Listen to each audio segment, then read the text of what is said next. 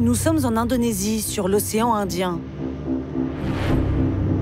Ce groupe de 8 Français est parti depuis 30 heures, mais personne n'envisage de fermer l'œil. On n'a pas dormi de la nuit. Et la fatigue, on la sent pas, avec l'adrénaline et tout, qui commence à monter.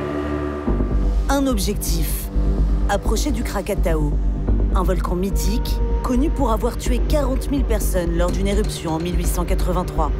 Le guide, c'est Guy de Saint-Cyr. Il parcourt les volcans depuis 58 ans. À partir de maintenant, si ça pète, on la voit là. D'après ces informations, le volcan est en activité. Mais vont-ils voir une éruption? Ça pète. Putain de la madone, ça pète les gars. Oh putain, je suis content là, ça pète mon Dieu. Le volcan crache des panaches de gaz au loin. Encore. Waouh. Pendant 3 jours, ces passionnés vont essayer d'aller au plus près du cratère. Là, elle monte à 300 mètres, 400 mètres. Le bateau arrive juste au pied du volcan, tout près du danger. Ça y est, il nous parle. T'as vu l'incandescence là? Ouais, Là, on la voyait bien là.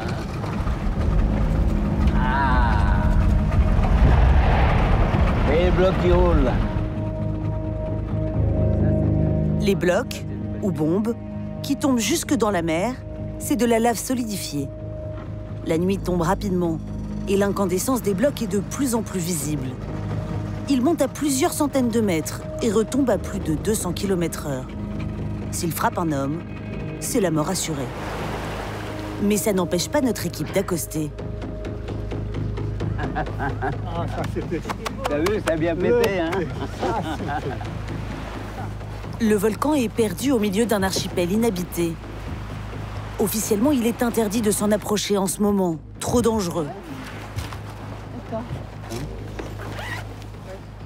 Mais ils vont dormir sous la tente ou dans un hamac sur ce volcan en activité. Ouais. Soudain, la terre se met à trembler. Ouais, bah, c'est bien. Ça tombe pas loin, hein, c'est derrière la forêt. Là. Mais c'est terrifiant de dormir à côté de ça. Ah ouais, mais t'as l'ambiance, là. Tu sens la terre qui vit, là. Toutes les 20 minutes, tu vas voir ta petite pétée qui va te tenir en éveil. Mais ça n'impressionne pas Isabelle. Ouais, non, c'est plus sympa que le boulot. Au contraire. J'ai des amis qui me disent « Mais t'es folle de partir, ça sert à rien, c'est que du danger, pourquoi tu fais ça ?» Ils comprennent pas. Mais nous, c'est notre truc. Et je pense que tout le monde ici, si tout le monde n'a pas versé sa larme, a eu vraiment le gros frisson. D'ailleurs, pour le grand frisson, le groupe est trop impatient. Malgré la fatigue, tout le monde se prépare à monter. Masque à gaz, casque, un rituel de professionnel plus ou moins maîtrisé. C'est une catastrophe. Mais ne vous fiez pas aux apparences. Dans ce groupe, il n'y a que des habitués. Attendez tout le monde. Car pour grimper sur un volcan en activité, il faut de l'expérience. Ne soyez jamais très près les uns des autres. Laissez toujours entre vous au moins 3-4 mètres. De façon que si jamais il y avait des retombées de bombes qui arrivent vers vous, surtout ne partez pas en courant. Ce soir, ces passionnés, pour aller au plus près d'une éruption, vont risquer leur vie.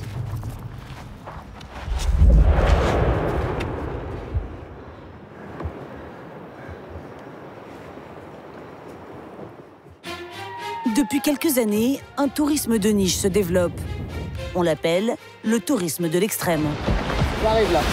Chasseurs de volcans ou de tornades, aventuriers en zone de guerre et voyageurs ultra sportifs. Ils sont tous en quête d'adrénaline. Nous avons accompagné ces vacanciers prêts à frôler la mort par passion et pour s'amuser. Là, si ça pète, on sera tous morts. En Afghanistan, nous avons suivi une compétition de ski intense. J'ai mon épaule déboîtée. Au milieu d'un pays en plein chaos. Entre Kaboul, Ils nous regardent beaucoup et ils n'ont pas l'air contents de nous voir. Et les montagnes reculées de Bamiyan, les aventuriers vont découvrir un monde à part.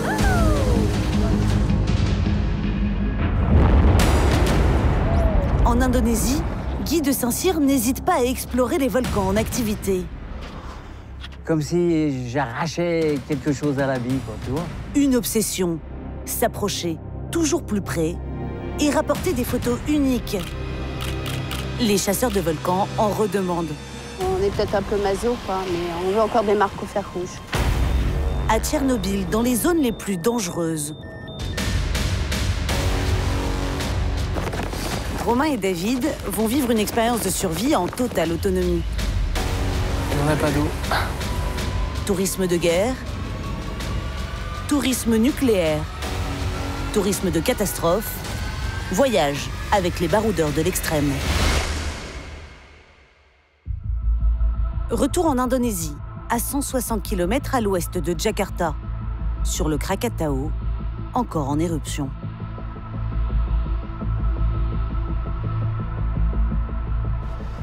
Le groupe sort juste de la forêt qui est au pied du volcan. Les bombes ou blocs de lave peuvent les écraser à tout moment. Voilà une bombe qui est tombée il y a peu de temps. Là. Voilà. Vous voyez, elle s'est cassée en deux. L'impact au sol a creusé des cratères un peu partout. D'ailleurs, regardez, celui-là, il est tout récent. Et ça, c'est des blocs qui peuvent faire 2-3 tonnes hein, qui tombent là-dedans. 2-3 tonnes qui foncent à plus de 200 km/h. Certains blocs ont même démarré des feux à quelques mètres du groupe. Ah, encore? Ouais. Vu. Hein? Regarde. Pour l'instant, l'intensité des explosions nous permet de continuer à grimper encore. Maintenant, si ça devait monter en intensité, si les bombes arrivaient plus près, ben à ce moment-là, on verra. Derrière le guide, c'est la même fièvre. Personne n'envisage de faire demi-tour. Je suis super excitée. Et émerveillée, là. En me disant qu'on a une chance de fou d'être là. Ouais, c'est un petit peu d'adrénaline, mais enfin, franchement, avec Guy, moi, je me sens vraiment en sécurité. Il sait s'arrêter. Finalement, ils atteignent une crête, à quelques mètres du cratère. Elles sont à 30 mètres. Si elle te touche, elle te massacre. Waouh!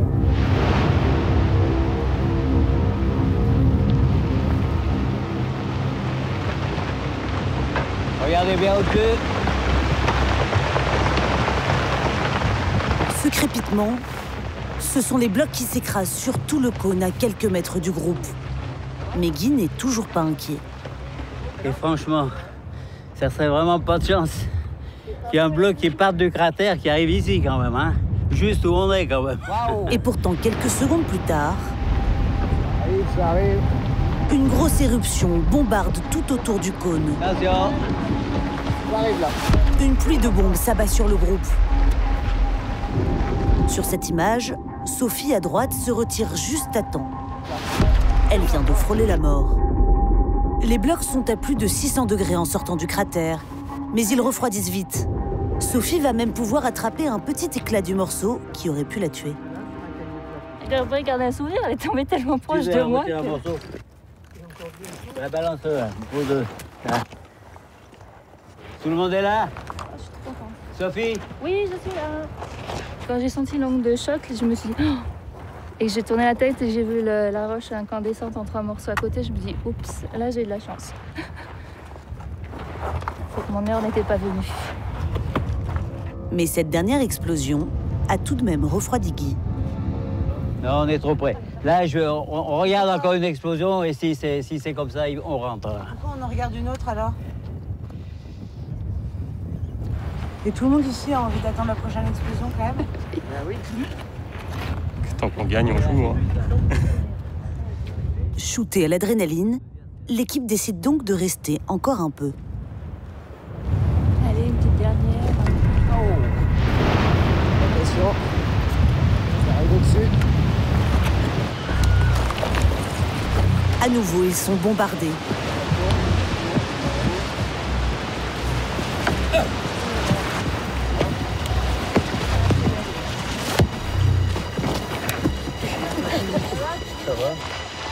Et on n'est pas passé une derrière, là? Ouais. Le groupe est encerclé par les roches incandescentes. L'appareil photo de Fabrice n'est pas passé loin. Heureusement, il a quand même fonctionné. Oh, elle est magnifique. Là, je t'avouerai, on a eu droit à notre frayeur. Là. On en rigole, mais à mon avis, demain, quand on prendra du recul, ce sera pas la même histoire. On se rendra compte qu'on est passé à côté de quelque chose un peu chaud. Voir le spectacle au plus près, c'est aussi prendre des risques. Et ce soir, les chasseurs de lave ont eu leur dose. Alors au Kraka, hein?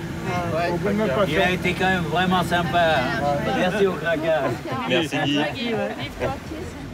Pour partir avec Guy, l'agence impose une assurance à ses clients. Et pour ce genre d'aventure, ils ne prennent que des habitués qui connaissent les dangers. Les touristes de l'extrême sont en quête de sueur froide. Et pour cela, quoi de mieux que les zones de guerre? Kaboul, la capitale de l'Afghanistan en Asie centrale. L'une des villes les plus dangereuses au monde. Les talibans menacent de reprendre le pouvoir et les attentats se multiplient. En 2018, près de 4000 civils sont morts en Afghanistan. Un record. Les terroristes visent les institutions afghanes, les missions diplomatiques et surtout les Occidentaux. Partir en vacances à Kaboul, c'est de la folie. Pourtant, Hélène est prête pour cette aventure. À 52 ans, cette Américaine aime les défis. Elle a déjà tenté de grimper l'Everest 3 fois. Quelques heures avant son vol, elle nous a envoyé une vidéo. C'est la première fois que je dois prendre une assurance contre les kidnappings. J'ai appris que je valais $1 million. Un collègue m'a dit que je devais plutôt m'inquiéter à cause de ça. À la sortie de l'aéroport, Hélène est immédiatement prise en charge par une agence spécialisée dans le tourisme de guerre. Je pense que je mentirais si je disais que je n'avais pas peur. C'est la première fois que je me dis que quelque chose de grave peut vraiment m'arriver. Pour $2 600 les 10 jours, l'agence prend en charge les déplacements et l'hébergement. Derrière une porte discrète et blindée, notre voiture pénètre dans un hôtel. Aucun signe extérieur, juste des barbelés et des chiens de garde. Cette semaine, Hélène sera avec 2 autres touristes, William, qui arrive de New York, et Inge, un jeune Norvégien de 22 ans. À peine arrivés, les 2 hommes ont déjà eu leur première frayeur. On s'est fait arrêter au checkpoint. Les militaires, ça m'a rendu un peu nerveux. Il a élevé la voix et avait l'air énervé, donc je me demandais ce qui allait se passer. En guise d'accueil, leur guide, Kaussar Hussein, met tout de suite en garde ses clients. Le problème, c'est les kamikazes. Et avec les attentats suicides, les gardes armés, ça ne sert à rien de toute façon. Ça revient à appuyer soi-même sur la gâchette. Donc la meilleure attitude, c'est d'être discret. C'est pour ça qu'on ne dort pas dans un grand hôtel. Ne prenez pas de photos. Si vous le faites, ils commencent par tirer et après ils discutent. Kaussar a même prévu des vêtements pour ses touristes. Ça va être drôle de porter ça. Rhabillés pour l'aventure, les 3 touristes sont prêts pour leur visite de Kaboul. Une ville abîmée par les guerres successives défile sous leurs yeux.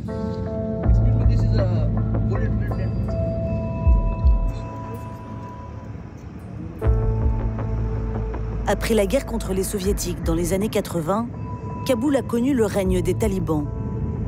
Depuis 2001, la ville a été gérée par la coalition internationale, puis par les Américains. Chaque endroit de la ville raconte une époque particulière. Voilà la célèbre piscine où les talibans exécutaient des gens. Je peux vous en parler, mais hors caméra. Ne me filmez pas, c'est trop politique. Dans cette piscine, à la fin des années 90, les condamnés à mort étaient exécutés par les talibans. Certains étaient même jetés du plongeoir. Aujourd'hui, avec la présence américaine et la menace des talibans, Kaboul est encore une ville en guerre. Alors face au regard insistant des Afghans, Inge est mal à l'aise. Ils nous regardent beaucoup et ils n'ont pas l'air contents de nous voir. Ils ont même l'air en colère. J'ai l'impression qu'ils nous fixent. Tu sens que tu n'es pas des leurs, ça c'est sûr. Je ne veux pas rester ici trop longtemps. Hélène, elle, ne sent pas du tout le danger et s'éloigne en permanence du groupe. On peut partager le thé? Je peux essayer? Merci beaucoup. Je m'assois. Vous êtes trop gentille. Et ses compagnons de voyage s'impatientent. Hélène, on doit y aller.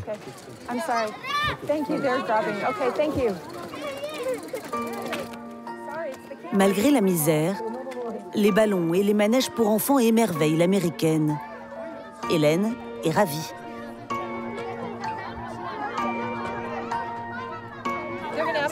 Elles vont me demander de l'argent, mais je résiste pas. Allez les puces.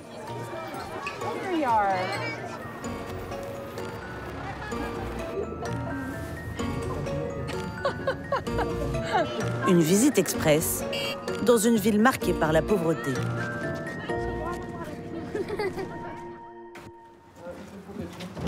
Le lendemain, les touristes quittent Kaboul aux aurores. Direction les montagnes afghanes à Bamiyan, à l'ouest de Kaboul. Car le but de leur voyage, c'est de participer à une compétition de ski dans 5 jours. Une compétition hors norme et hors du temps.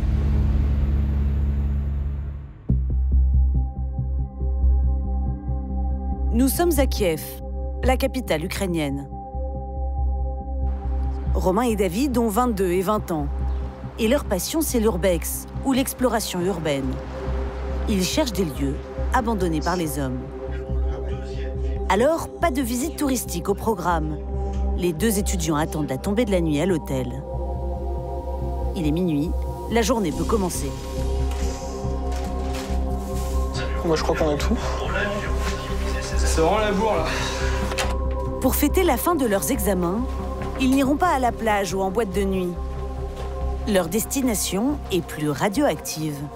La zone interdite de Tchernobyl, le lieu de la pire catastrophe nucléaire de l'histoire. C'était le 26 avril 1986. Le réacteur numéro 4 de l'Empire soviétique explose, provoquant un immense panache de particules radioactives sur toute l'Europe. Plus de 9000 morts et 200 000 personnes évacuées. Aujourd'hui, la zone est encore dangereuse et gardée par des militaires. Les jeunes Français vont entrer là-bas de nuit pour éviter la police ukrainienne. Par sécurité, notre journaliste a contacté un habitué de Tchernobyl, Igor, vêtu d'une tenue militaire. Nice to meet you. Ce guide atypique emmène les touristes en zone interdite pour 300 €.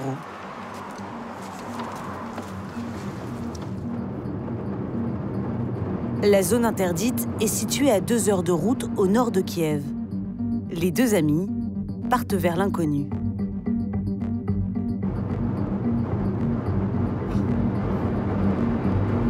Merci, ouais.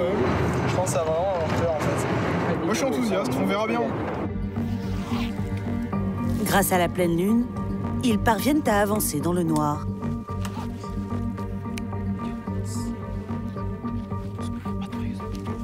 Ils entrent dans la zone militarisée de 30 km de rayon.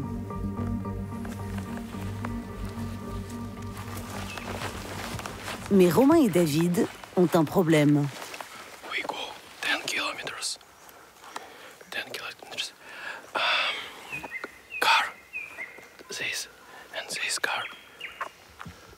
Le guide ne parle pas français et très mal anglais. La communication s'annonce compliquée. Ils vont marcher plusieurs heures en silence, sans savoir où ils vont. On est un peu en mode survie, là. On pense pas trop à boire de l'eau, à manger, rien du tout. Il y a la fatigue. Après 3 heures de marche, quand le jour se lève, l'ambiance est de plus en plus tendue. Les Français sont visibles et les patrouilles de police peuvent être partout.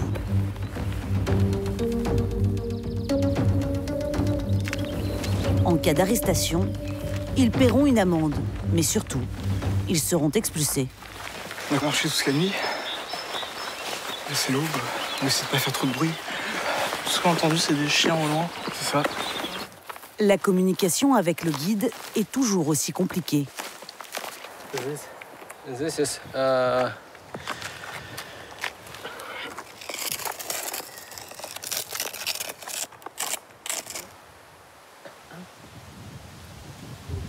Бесконечные. Бесконечные лэпы называется. Ça veut dire quoi? Je sais pas. Au milieu de la forêt, dans un silence absolu, de rares vestiges de l'époque soviétique apparaissent. Ici, rien n'a changé depuis 33 ans. Pénétrer par effraction dans une zone militarisée, c'est risqué. Mais pour les deux amis, c'est tout le plaisir de l'exploration urbaine. C'est illégal, donc... Oui, tant mieux. Sinon, si ça l'était, ce serait plus Tchernobyl. Hein. On va avoir l'envie de prendre le risque aussi, c'est ça le truc. On aurait pu se faire choper par la police plusieurs fois déjà. Mais le hasard fait que non. Et du coup, on est chanceux et c'est un peu comme si on était à un Disneyland, mais vide. C'est ça. L'autre risque est invisible, la radioactivité. Ici, les arbres sont contaminés au moins pour les 20 000 prochaines années. Mais contre toute attente, la zone est devenue un refuge pour la biodiversité, comme le montrent ces photos. La nature reprend ses droits. Il est 8 heures, il faut trouver un lieu pour dormir. Avec ce dosimètre, Romain vérifie les rayonnements. Au 0,27, c'est... Alors on pourrait dire que c'est 3 fois plus que Paris. 3 fois plus de chances qu'à Paris d'avoir le cancer. Romain et David vont passer 3 jours en autonomie complète dans la forêt de Tchernobyl.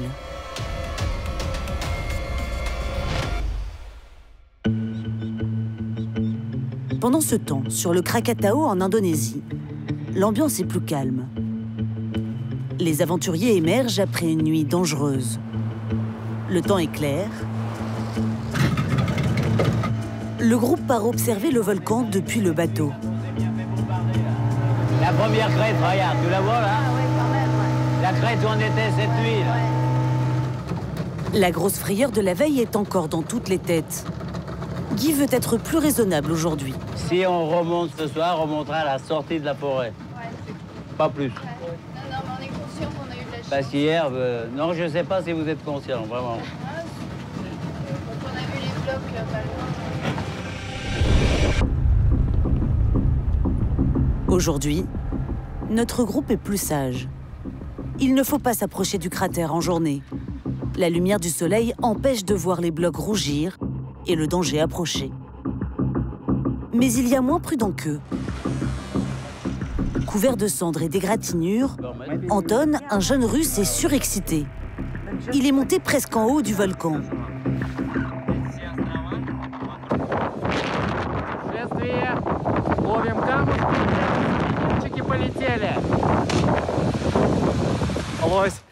C'était une super expérience. J'aime bien les trucs comme ça, avec de l'adrénaline. C'est ma première fois sur un volcan. Mais faites attention, c'est dangereux. Ouais, c'est dangereux, mais j'aime bien. Anton semble un peu inconscient. Et sa désinvolture choque notre groupe. Je pense que cette vidéo, elle va finir sur YouTube ou un truc comme ça. Ouais, c'est peut-être pour faire des images un peu fortes, comme ça, pour mettre sur les réseaux. Il va faire ses vues sur YouTube. On n'est pas à l'abri qu'il y ait un mort bientôt ici. À la différence du Russe, ils vont attendre que la lumière baisse. Mais le groupe craque avant la nuit et s'autorise à approcher au-delà de la forêt. À partir de là, regardez bien, hein. Dès qu'il y a une explosion, regardez, ne bougez plus, regardez.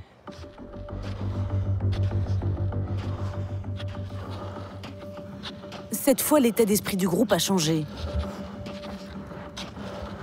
Derrière Guy, c'est pas prudent, hein, les mecs. Certains s'immobilisent. Ces habitués connaissent le risque. Je monte pas, moi. Mais c'est pas prudent. Je le sens pas. C'est pas prudent parce que... Je le sens pas du tout. Ça pète beaucoup plus qu'hier. La moitié du groupe refuse d'avancer. On fait sécession. On adore ça, mais je le sens pas. Hier, on s'est bien amusé, on a eu de la chance.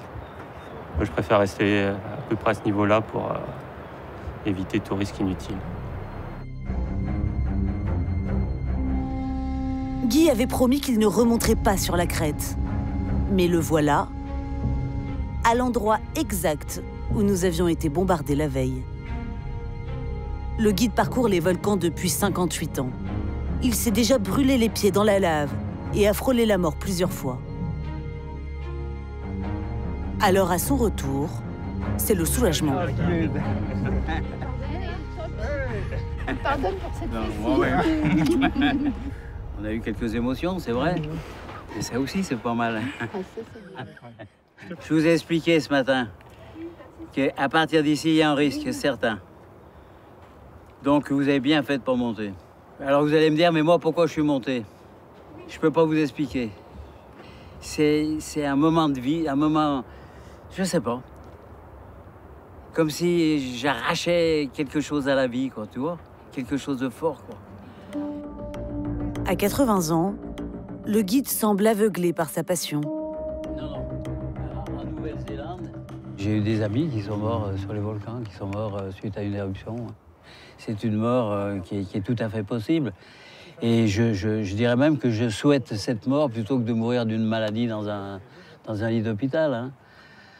Les volcans, ils m'ont donné tellement de bonheur, tellement de joie que les jours où ils vont me reprendre, et ben ma foi, ils m'ont tellement donné que je trouve que c'est normal. C'est pas grave. Tu vois, aujourd'hui, moi, je suis pas monté parce que voilà, je connais les limites du truc. C'est cette expérience qui fait aussi que voilà, après on prend. Et puis t'as une volcan. Petite Emma, puis une petite femme aussi. Bah voilà, c'est ça. Hein, tu viens de te marier, ça joue aussi, ça. Et bah voilà, quand je me suis couché hier soir, j'ai directement pensé à ma fille. Et voilà. Encore une fois, les chasseurs de volcans se sont fait de grosses frayeurs. Mais c'est aussi ce qu'ils viennent chercher.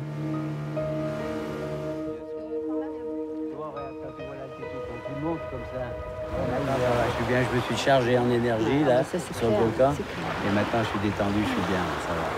On est marqué au fer rouge. C'est des grands moments de bonheur et on en veut encore quand on est peut-être un peu maso, quoi, mais on veut encore des marques au fer rouge. Ouais, c'est ça. C'est ça. On veut être maso, on en veut encore. On veut se faire peur.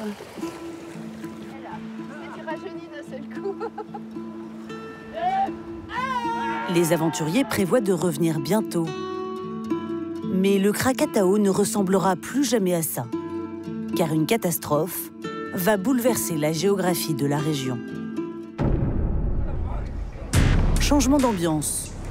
Dans les montagnes de Bamiyan, en Afghanistan, la compétition internationale approche. L'armée est mobilisée. Avec la présence des touristes, le risque d'attentat est plus élevé. Bamiyan, à l'ouest de Kaboul, est connu pour ses immenses Bouddhas datant du IIIe siècle, détruits en 2001 par les talibans. 18 ans plus tard, la niche du Grand Bouddha est toujours vide et la région très pauvre. Mais nos touristes ne sont pas là pour ça. Nous retrouvons notre groupe qui part s'entraîner pour la compétition. Et ils ne sont pas les seuls à se préparer. Leurs concurrents sont aussi là. Sajjad, notre guide, leur a même trouvé des skis de récupération. Comme ces vieux skis ne servent plus à rien en Europe, ils sont donnés aux Afghans et ils ont une seconde vie. Pour nous, c'est toujours mieux que les skis en bois. Ici, pas de piste non plus. On chausse les skis sur la route et on improvise. Oh, on commence juste par un long échauffement. Rien d'étonnant ici. Juste une journée comme les autres en Afghanistan. Les montagnes de Bamiyan se situent au bout de la chaîne de l'Himalaya, avec 40 sommets à plus de 4500 mètres d'altitude. La course à laquelle les touristes se préparent consiste à monter et descendre un sommet. La montée est difficile. À cette altitude, l'oxygène est plus rare. Mais à la descente, la récompense. Faire sa trace dans une neige complètement vierge.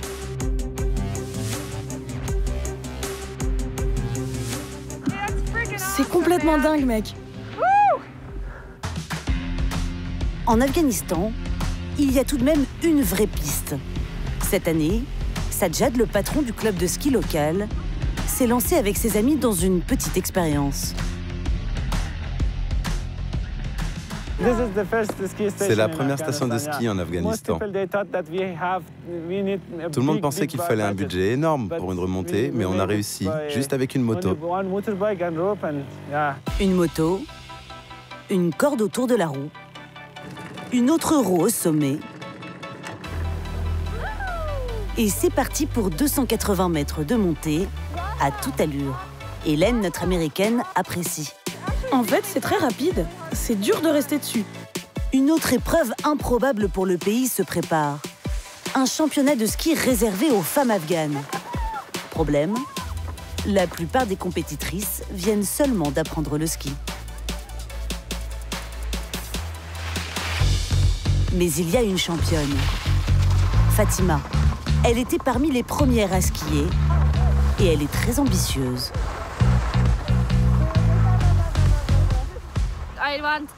Je veux être la première femme afghane à participer aux Jeux Olympiques. Après elle, quelques courageuses ont suivi. L'équipe est soudée, car il faut se serrer les coudes face au regard de la société afghane. Les gens m'interpellaient. Ils disaient « Toi, t'es une fille, pourquoi tu skis ?» C'est pas pour les filles. Mais j'ai continué. J'ai essayé de ne pas leur prêter attention. Une fois, elle était habillée comme un garçon. Quand on est passé à côté d'un groupe, ils ont arraché son bonnet et tiré ses lunettes. C'est le grand jour. Il est 6 h du matin. Nous retrouvons Fatima chez elle, sur les hauteurs de Bamiyan. Mon bonnet, mon masque, mes gants. Je vais voir s'ils sont bien secs. Son grand frère la soutient. Depuis la mort de leur père, c'est lui le chef de famille. Les femmes représentent la moitié de la société. Si on les empêche de progresser, la société sera paralysée. Il est temps pour Fatima de partir. Mais avant, un appel important. Allô, maman. Merci, maman. Ok, maman, merci.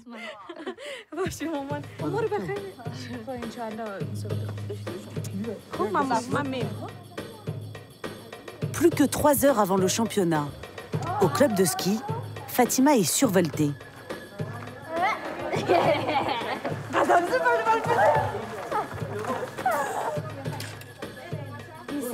Ça, c'est à moi. Et oui, ce sont les miens. Numéro 6, tu vois pas? Pour cette 8e édition féminine, les spectateurs sont nombreux. Sans surprise, il n'y a que des hommes. Quelques femmes observent à distance. Et tous les touristes sont évidemment au rendez-vous. C'est tellement bizarre. On ne s'attend pas à avoir une compétition de ski en Afghanistan, surtout pour les femmes. Mais c'est cool. La discipline est à ses débuts dans le pays. Le tracé du géant est très simple. Et les participantes sont toutes des amateurs.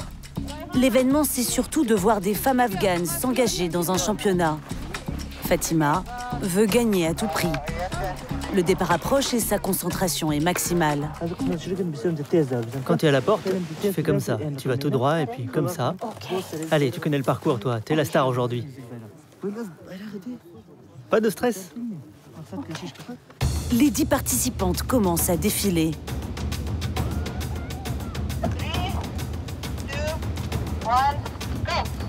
C'est au tour de notre championne.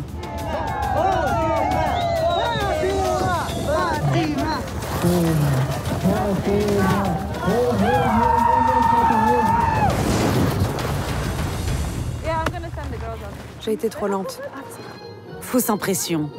Avec 38 secondes 58, elle détient le meilleur temps pour le moment.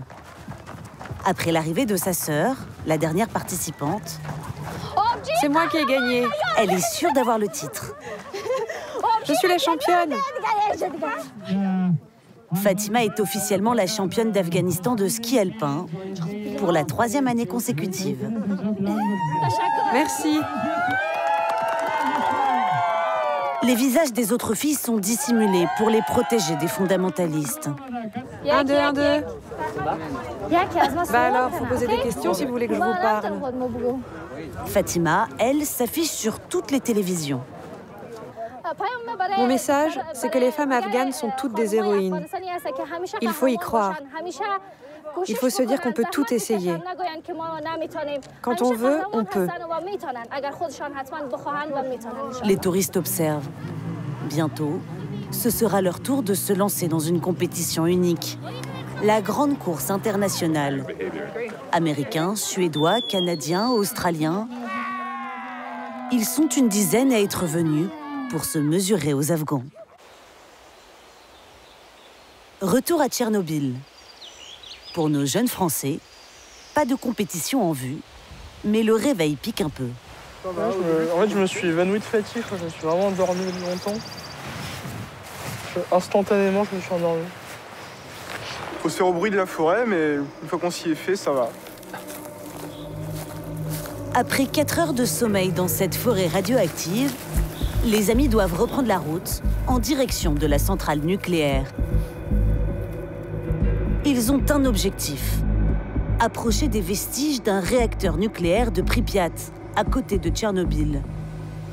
Mais les patrouilles de l'armée sont toujours là.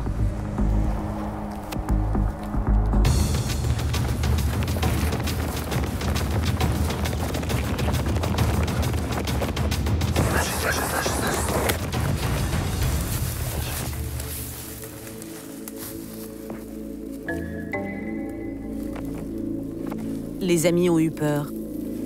Et ils vont peut-être bientôt se retrouver seuls. C'était convenu à l'avance, Igor, le guide, doit les laisser là. Avant de faire demi-tour, il leur montre le chemin vers la ville de Pripyat, juste à côté de la centrale. L'itinéraire sur le téléphone indique une marche de 5 heures dans la zone la plus dangereuse. This is still Pripyat, but this big red forest. Very, very big radiation. Very big radiation. Very fast, very fast. Ah, ça a l'air faisable, en essayant d'esquiver les patrouilles et les voitures de police. Mais à l'heure où on arrivera, il ne devrait plus en avoir beaucoup. On les verra venir de loin vu qu'il fera nuit. Pour David, il est irréaliste de continuer sans guide. Avec la fatigue, des tensions commencent à se faire sentir. Okay. Non, mais c'est débile. Pas du tout. Tu vas mourir. Mais non. Non, c'est de la marche. Bon, c'est la pleine lune, du coup, de nuit, ça se fait, sans lampe. Oh là là, mais... L'asphalte se rejoint assez. Même le guide est sceptique. Il cherche tous les arguments pour les décourager. Go to Pripyat, no good idea. Oh. No good. Non, mais moi, ça me passionne. Bah, ouais. Wild animal. Police, National Guardia,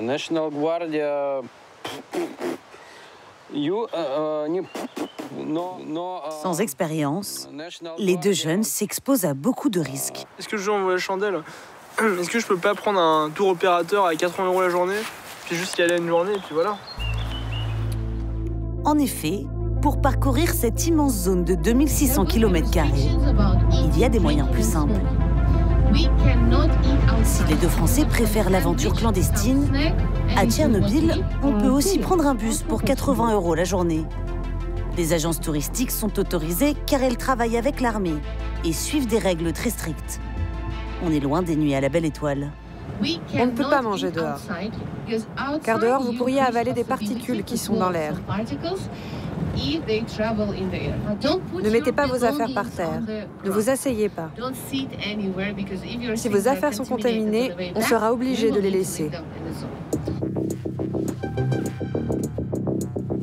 En fait, Tchernobyl est l'activité touristique la plus populaire d'Ukraine. un vrai parc d'attractions. Vous avez combien de touristes par an? Beaucoup. C'est dur de donner un chiffre. Mais là, c'est environ 500 personnes par jour la semaine. Et le week-end, c'est 1000 à 1500 personnes. C'est énorme. Ces 12 touristes, de toute nationalité, viennent voir les vestiges de la plus grande catastrophe nucléaire de l'histoire. Tous sont conscients de l'ampleur du drame. Quand l'espèce humaine disparaîtra, ça ressemblera sûrement à ça. Les maisons ont été désertées du jour au lendemain. En partant, les habitants ne pensaient s'absenter que quelques jours. La plupart n'ont pas survécu aux radiations. On estime qu'au moins 9000 personnes ont été tuées directement par la catastrophe.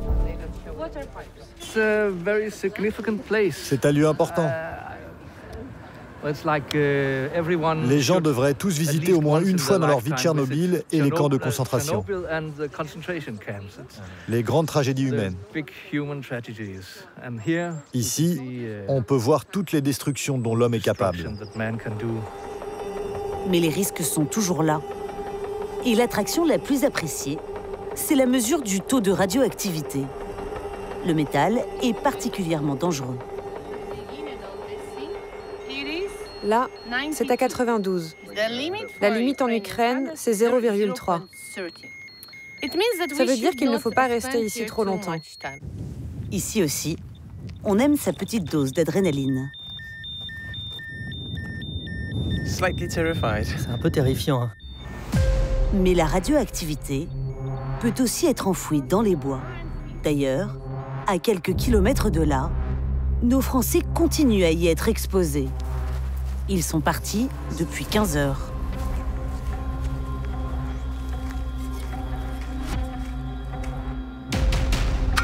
Je suis pas censé ramasser ça, ouais. Je suis un peu con. C'est du métal. Le guide a accepté de les accompagner un peu plus, mais la situation se complique. On n'a pas d'eau. C'est vrai que factuellement, si on n'a pas d'eau, ouais, ça va être dur. On va pas faire le retour. Ils sont maintenant au milieu de la zone interdite de Tchernobyl. Mais pourront-ils aller jusqu'au bout?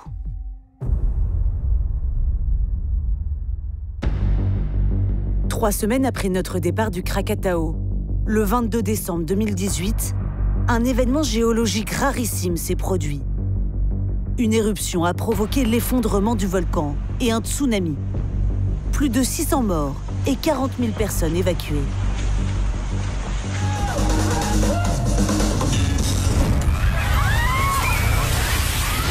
Dans les jours qui suivent, les éruptions continuent, soulevant de grands nuages de cendres. Mais Guy, lui, n'a qu'un objectif, emmener un groupe sur le volcan écroulé. À l'aéroport, il a donné rendez-vous à d'autres habitués qui connaissent bien le Krakatau. Ils n'ont pas hésité à partir en urgence. J'ai réservé 2 bateaux. Hein, et les gars, je leur ai dit que vous voulez y aller, quoi. Le gouvernement indonésien interdit d'approcher du Krakatau à 5 km à la ronde. Le groupe n'est pas sûr de pouvoir atteindre le volcan. Mais ils foncent prendre le bateau, sans même se soucier de la météo. Et pendant que certains sont malades, l'équipage se rend compte que le bateau a un petit problème. On prend de l'eau. On prend de l'eau et on a une panne de moteur. Finalement, le bateau redémarre.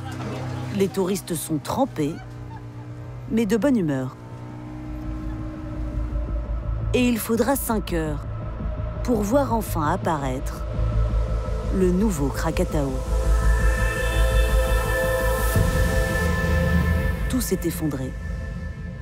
C'est impensable. Oh, là, c'est bien. Une forêt centenaire qui a disparu. Putain. Le cratère, dont la bouche culminait à 318 mètres, est désormais au niveau de la mer. Plus de végétation, plus de plage, uniquement un immense tas de cendres. Jamais j'aurais imaginé voir un Krakatau comme ça. Hein. Jamais. Guy n'a qu'une hâte. J'ai trop envie. faire le premier pas sur le sol encore chaud du volcan.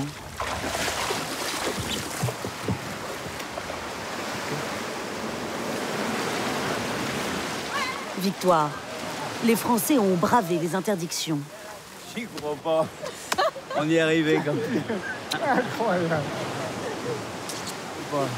Ils sont les premiers à marcher sur le nouveau Krakatau. On dirait les premiers hommes sur la Lune. Je viens d'assister à un phénomène que je rêvais de voir un jour. Et depuis maintenant 56 ans que je fréquente les volcans, ben c'est la première fois que je vois ça.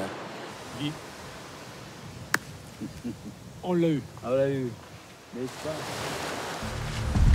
La dernière éruption était il y a seulement 5 jours. Mais les passionnés s'attaquent tout de même à la montagne de cendres. Le terrain est compliqué et il faut trouver son chemin dans cet immense labyrinthe.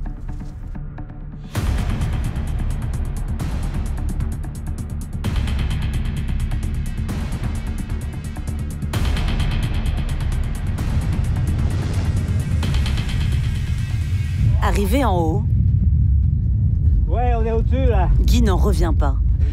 Fabuleux. Fabuleux. Tu sais ce que je ressens?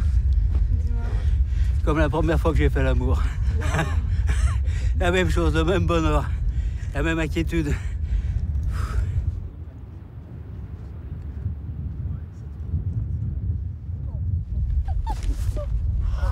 On est là. On y est arrivé, ouais.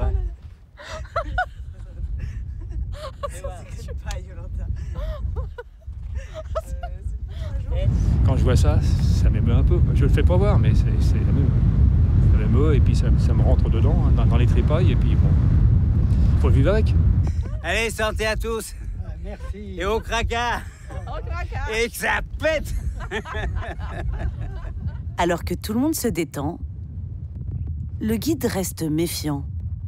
Là, on est content, on est heureux, tout se passe bien. Mais dans quelques secondes, ça peut péter, là. Hein. Vous allez résister à descendre? Oui. Oui. Oui. Parce que je suis pas seul. Mais Guy va encore faire le contraire de ce qu'il dit. Il décide de s'aventurer un peu plus bas et tout le monde le suit.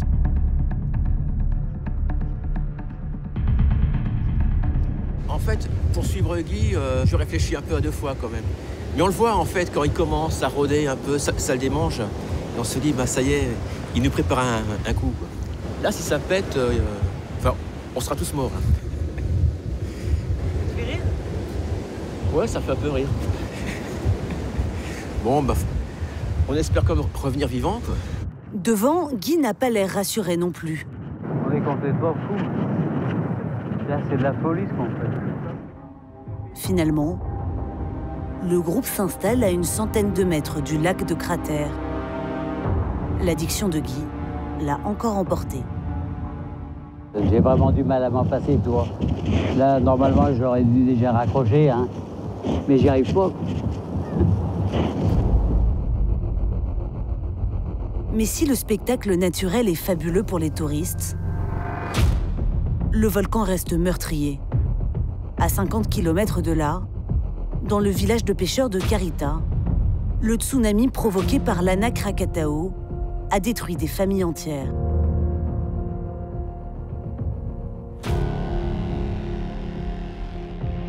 En revenant sur la côte, les Français sont confrontés à la réalité. Son fils, de 4 mois, il est mort dans le tsunami.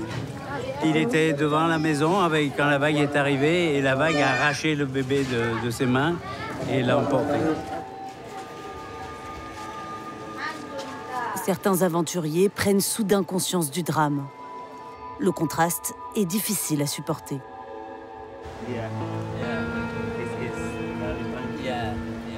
Cette dame qui s'est prise contre moi et commençait complètement à pleurer et m'a montré que c'était ici sa maison.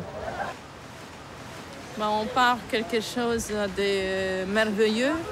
On revient en quelques heures sur les lieux de catastrophe. la cataclysme. Je pense que les passages sont très durs aussi en même temps.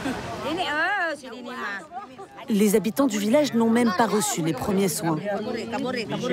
J'ai très peur de ce volcan. J'ai peur que ça se reproduise. Je suis traumatisée, monsieur. Ça me stresse beaucoup.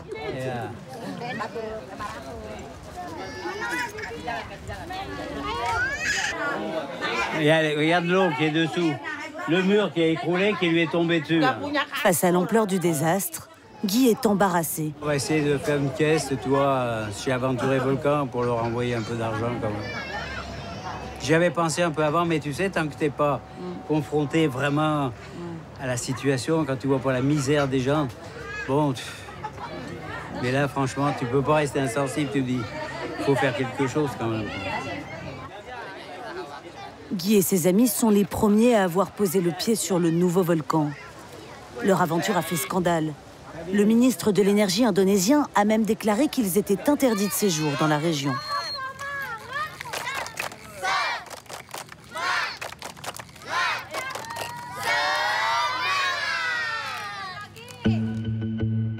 À Bamiyan, c'est le jour de la compétition pour nos touristes. Mais il va falloir composer avec les contraintes locales.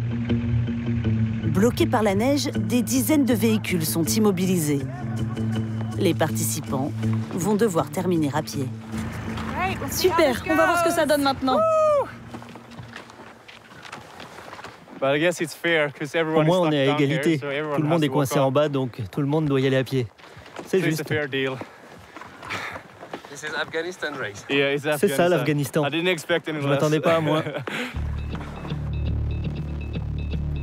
L'organisation est un peu précaire. Mais pour les Afghans, cette course est importante. Les 44 participants s'entraînent depuis des mois pour battre les étrangers présents. Et surtout pour le premier prix. 10 000 Afghani, soit 110 €. Plus de 2 mois de salaire moyen en Afghanistan.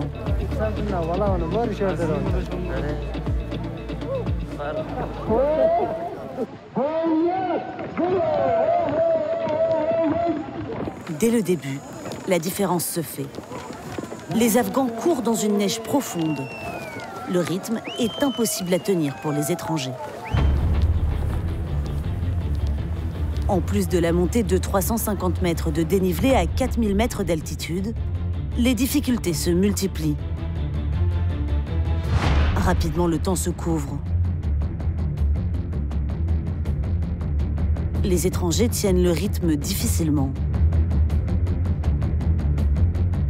Ils sont encore à bonne distance quand le premier Afghan atteint le sommet et entame la descente. Le champion de l'Afghan Ski Challenge 2019 termine son parcours en 26 minutes. Pendant ce temps, au sommet, les premiers étrangers doivent encore préparer le matériel pour la descente dans un vent glacial.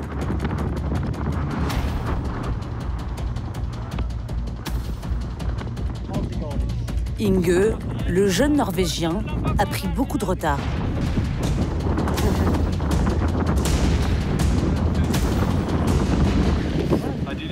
J'ai voulu aller au rythme des Afghans au début. J'ai tenu 100 mètres, mais après j'étais trop fatigué. Mais soudain, il s'effondre. Inge semble bloqué. Avec la fatigue, une vieille blessure à l'épaule est réapparue.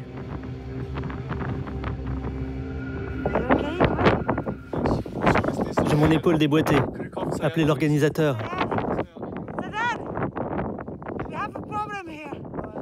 Le jeune homme ne peut plus faire de mouvement. Par chance, Hélène, l'américaine, est médecin. Elle vient d'arriver. Hélène parvient à replacer l'épaule rapidement.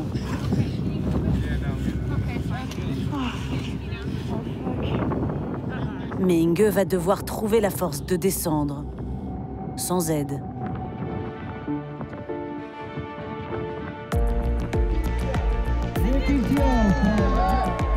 Les Afghans défilent à l'arrivée. Rapide, mais pas très technique. Et finalement, les premiers étrangers à franchir la ligne ne sont que 14 et 15e. Oh là là, c'était dur. On l'a fait. Quelle course! Un quart d'heure plus tard, Inge rejoint l'équipe, affaiblie. C'était l'enfer de monter là-haut, hein? Je pensais pas que tout le monde serait aussi rapide. Quelques-uns, ok, mais pas tous les Afghans comme ça.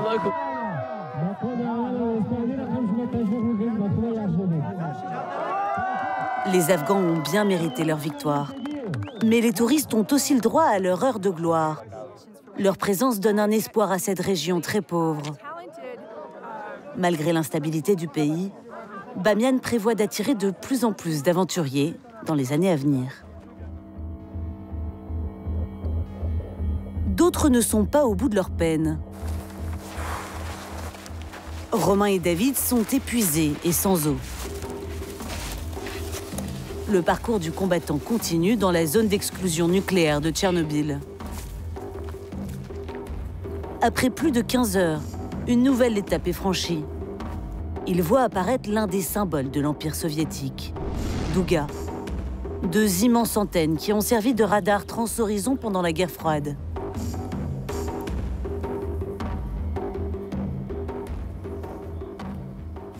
C'est un peu la récompense après 40 km de marche. C'est ça, c'est un endroit vraiment exclusif. Problème. Cette fois, Igor veut les laisser là. Et ses conseils sont incompréhensibles. CNPP. CNPP. Oh, CNPP. CNPP. CNPP? Yes. Chernobyl Station. Ok. Il reste plus de 20 km jusqu'à leur objectif final. Mais seul, c'est dangereux. Vous continuez pas jusqu'au village? Ça va être probablement difficile au vu de nos ressources. On a failli avoir de l'eau en plus, mais finalement on n'en aura pas. Et déjà, ce qui nous reste, ça nous permettrait juste de faire la moitié, et encore. Les 2 amis décident d'abandonner. La découverte de Tchernobyl s'arrête ici. Mais pour d'autres, le voyage est loin d'être terminé. C'est au tour des clients de l'agence de tourisme de découvrir l'antenne soviétique.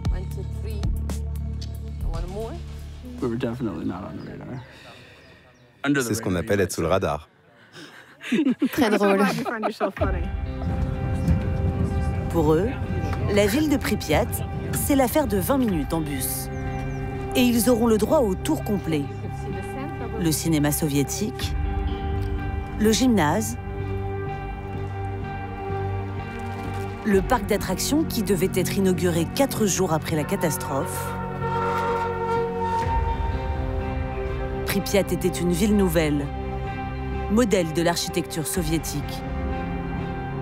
Aujourd'hui, les arbres sont partout et il ne reste qu'une ville fantôme. On est dans une grande ville, mais pas un bruit, juste les oiseaux. Le clou de la visite, c'est d'aller au plus près de l'origine de la catastrophe, le réacteur numéro 4 de la centrale nucléaire. Il est recouvert d'un dôme de confinement grand comme le Stade de France.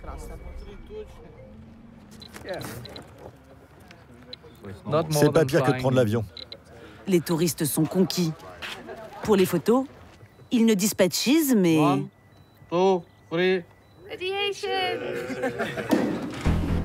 Et avant de quitter les lieux, passage obligatoire par le portique de sécurité avec des détecteurs qui vérifient le taux de radioactivité, notamment sur les mains et les pieds. Avec près de 100 000 visiteurs par an, Tchernobyl est devenu le symbole du tourisme de catastrophe. Mais quelle sera la prochaine étape pour nos aventuriers de l'extrême? L'espace, sans doute. Dès 2020, les agences de voyage proposeront des séjours en station spatiale.